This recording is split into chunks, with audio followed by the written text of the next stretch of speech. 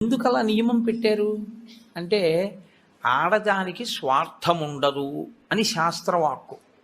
వివాహపూర్వము ఆమె ఏది చేసినా మంచి భర్త కొరకు, వివాహానంతరము ఆమె ఏమి చేసినా అత్తమామలు పుట్టింటి వారి యొక్క సౌఖ్యము కొరకు. మరి నీ సౌఖ్యము? నాకు వేరు సౌఖ్యం లేదు, వాళ్ళందరూ సుఖంగా ఉండడమే నా సుఖం అంటుంది. అందుకే ఆడదాని పేరు మీద నెలకి 3 వానలలో ఒక వాన. అంత గొప్పది పతివ్రతా ధర్మం. అనసూయమ్మ యొక్క గొప్పతనం అంతా పాతివ్రత్యమే. అటువంటి నోములు కొన్ని, వ్రతములు కొన్ని. వ్రతములు అనేకమైనటువంటి వ్రతములు. మీరు ఆ సిద్ధి విఘ్నేశ్వర వ్రతం దగ్గర నుంచి వరలక్ష్మీ వ్రతం, ఋషి పంచమీ వ్రతం, పౌష్య వ్రతం, ఎన్ని వ్రతాలు ఉంటాయో. ఇన్ని వ్రతాలు చేసేది దీని కొరకు అంటే 1 కామ్యసిద్ధి, 2 చిత్తశుద్ధి. ఏ కోరిక లేకపోతే చిత్తశుద్ధి కొరకు చేసినట్టు, ఏదైనా కోరికతో చేస్తే కామ్యంతో చేసినట్టు. రెండిటినీ అనుగ్రహించగలిగి ఉంటాయి. ఇలా రెండిటిని అనుగ్రహించగలిగినటువంటి వ్రతములు మీరు ఏ కోరిక కోరుకోకపోయినా తప్పకుండా ఇది మాత్రం మీరు చెయ్యండి. చెయ్యడం చేత మీరు ప్రత్యేకంగా కోరకపోయినా మీ మనసులో ఏది ఉంటుందో అది తీరుతుంది అని చెప్తాయి శాస్త్రాలు. నేను మీకు ఒక ఉదాహరణ చెప్పాలంటే, వరలక్ష్మీ వ్రతాన్ని ప్రత్యేకమైన కోరికతో ఎవరు చెయ్యరు. వరలక్ష్మీ వ్రతం చేసేస్తారంతే. ఎందుకు వరలక్ష్మీ వ్రతం చేసేస్తారు అంటే దానికి ఒకటే ఫలితం: భర్త దీర్ఘాయుష్మంతుడవడం, పిల్లలు సుఖంగా ఉండడం. ఈ 2 ప్రత్యేకంగా కోరి వ్రతం ఏ ఆడది చెయ్యదు. ప్రతి ఆడదానికి ఉండే కోరిక ఈ 2. కాబట్టి వరలక్ష్మీ వ్రతం ప్రత్యేకంగా చెయ్యాలా కోరికతో, లేకపోతే ఏ కోరిక లేకపోయినా చెయ్యాలా అంటే ఆ కోరిక నీకు ఎప్పుడూ ఉంటుంది. కాబట్టి వరలక్ష్మీ వ్రతం చేయడమే.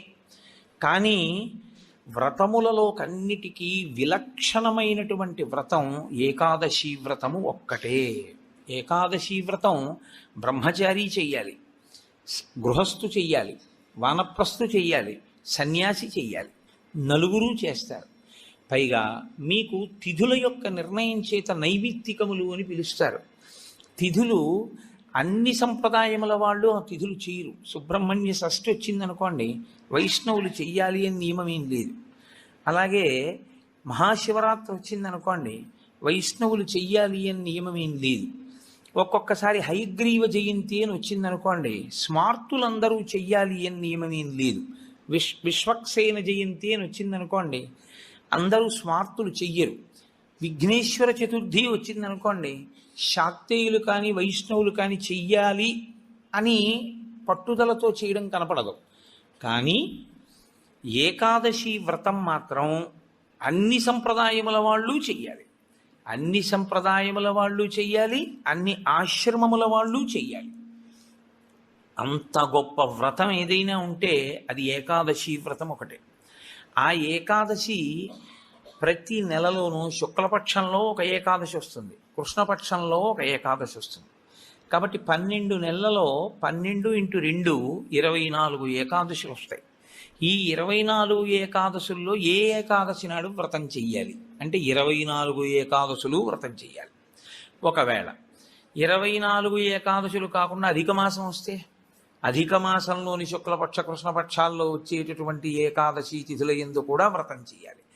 కాబట్టి ఏకాదశి తిథి నాడు చేయవలసినటువంటి వ్రతానికి మాత్రం ఎక్కడా శాస్త్రములలో ఏ ఆశ్రమము వారికి మినహాయింపు లేదు, అందరూ చేయవలసిందే.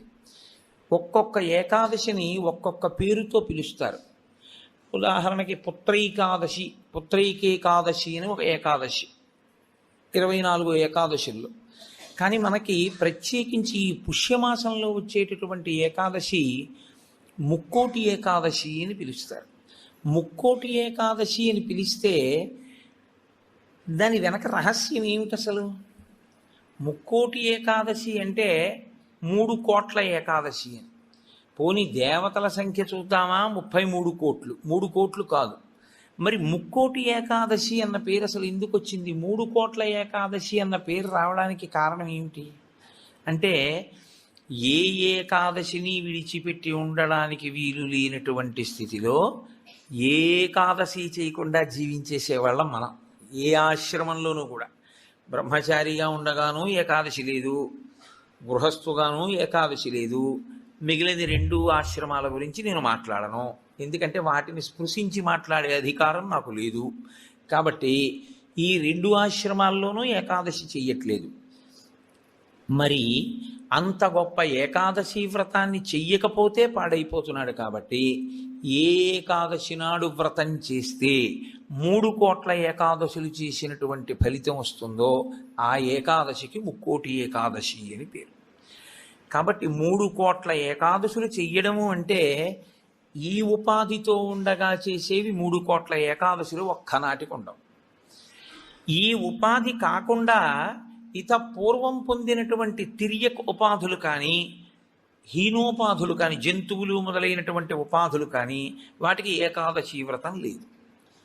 మరి 3 కోట్ల ఏకాదశులు నువ్వు చేసినట్టు అన్న ఫలితాన్ని మీకు ఎలా ఇస్తారు అంటే, ఈ శరీరంతో 3 కోట్ల ఏకాదశులు చేయడానికి కావలసిన నాళ్ళు బ్రతకడానికి ఆయుర్దాయాన్ని ఈశ్వరుడు నీకు ఇస్తే 3 కోట్ల ఏకాదశులు చెయ్యగలిగితే నిరంతరంగా ఎంత పెద్ద ఫలితం నీకు సంప్రాప్తిస్తుందో అంత పెద్ద ఫలితాన్ని ఈశ్వరుడు అనుగ్రహించి సంవత్సరంలో కనీసం ముక్కోటి ఏకాదశి చేసినటువంటి వాడి ఖాతాలో వేస్తాడు.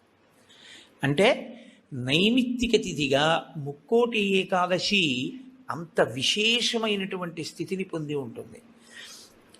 ముక్కోటి ఏకాదశి నాడు ఏం జరిగితే ఈశ్వరుడు ఈ స్థితిని ఇచ్చాడు? ముక్కోటి ఏకాదశి నాడు 2 జరిగాయి అని చెప్తారు. ఒకటి, అమృతం పాలసముద్రంలోంచి పైకొచ్చింది. 2, ముక్కోటి ఏకాదశి నాడే పరమేశ్వరుడు హాలాహలాన్ని భక్షణ చేశాడు. పరమేశ్వరుడు లోకం కోసం హాలాహలాన్ని భక్షించాడు కాబట్టి ఆ రోజున మేమేమీ తినకుండా ఉంటామంటారు శైవులు. అమృతాన్ని లోకం కోసం ఉత్పాదించి మహాకూర్మంగా పాలసముద్రంలో పడుకుని తన వీపు అంత ఉరుసుకుపోతున్నా దేవతలకు అమృతోత్పాదనం చేసి వాళ్ళని కాపాడి రాక్షసుల్ని మోహిని రూపంలో నిగ్రహించాడు కాబట్టి విష్ణు స్వరూపం కోసం మేము ఉపవాసం ఉంటున్నామంటారు వైష్ణవులు.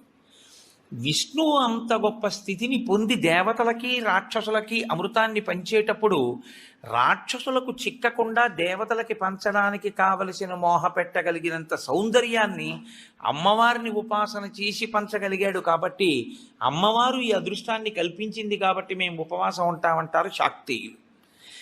అసలు ఇన్ని కార్యాలు జరిగాయి అంటే ఏ విఘ్నం లేకుండా చేసిన వాడు మా గణపతే కాబట్టి మేము ఈ రోజున ఉపవాసం ఉంటామంటారు గణాపత్యుడు. ముక్కోటి ఏకాదశి నాడు మీరు చెయ్యండి అని చెప్పవలసిన అవసరం లేకుండా అన్ని సంప్రదాయముల వాళ్ళు ఉపవాసం ఉండడానికి కారణం బాహ్యంలో అది.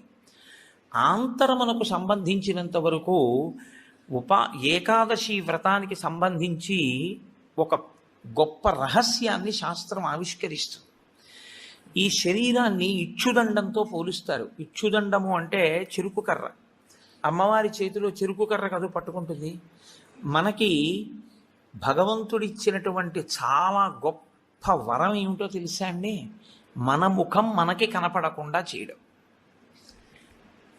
ఒక్క సెల్ ఫోన్ దొరికితేనే వాడు మైమరిచిపోయి 2 వీలర్ మీద సెల్ ఫోన్ చెవి దగ్గర పెట్టుకుని యాక్సిడెంట్లు చేస్తున్నాడు. ఎవడి ముఖం వాడికి కనపడింది అనుకోండి, ఇంకా ఇతరాలు ఎందుకు చూస్తాడు? వాడి ముఖం వాడు చూసుకుంటూ కూర్చుంటాడు. అద్దం దొరికింది అనుకోండి, ఎందుకంత సంతోషం? ఎవడికి వాడంత అందగాడు వాడికి లేడు. ఆ అద్దం చూసుకుంటూ మురిసిపోతుంటాడు పసిపిల్లల దగ్గర నుంచి. తన స్వరూపము, స్వ అన్న మాట వాడడం కూడా మంచిది కాదు. ఎందుకంటే శంకరాచార్యులు వారు స్వరూప అన్న మాటని వీరొక చోట వాడతారు. స్వరూపానుసంధానం భక్తిరుత్యభిధీయతే అంటారు. అందుకని తన రూపాన్ని తాను చూసుకుని మురిసిపోవడానికి ఉపకరణము దర్పణము, అద్దము. ఎప్పుడూ మనకెలా ఉంటుందంటే చెరుకు కర్రకి కింద నుంచి పై వరకు మీరు ఎక్కడ కొరకండి తీపే, అలాగే మన శరీరం అంటే కింద నుంచి పై వరకు మనకి తీపే. ఈ శరీరంలో అబ్బాయి బొట్టు పెట్టుకోరా అన్నారనుకోండి, వాడికి బొట్టు పెట్టుకోవడానికి చిన్నతనం. బొట్టు పెట్టుకుంటే వాడి అందం అంతా ఏదో పాడైపోతుందని వాడికి ఒక భ్రాంతి. అందుకని వాడు బొట్టు పెట్టుకోడు. వాడు బొట్టు పెట్టుకోక ఏం కోల్పోతున్నాడో వాడికి తెలియదు. తెలియక బొట్టు పెట్టుకోవడానికి పెద్ద భేషజం. నిజంగా నువ్వు పెట్టుకున్న బొట్టు నీకు సాంప్రదాయికమైన సౌందర్యాన్ని, ఎంత సౌందర్యాన్ని తీసుకొస్తుందో నీకు తెలియదు. ఈశ్వరుడు పుట్టుమచ్చ తీసుకొచ్చి పెట్టుంటే ఏం చేస్తావు? పెట్టుకోరా అన్న బొట్టు మాత్రం పెట్టుకోవడానికి మనకు అంత కష్టం ఎందుకని? అయ్యి బాబోయ్, ఈ శరీరం యొక్క అందం ఏమైపోతుందో అని.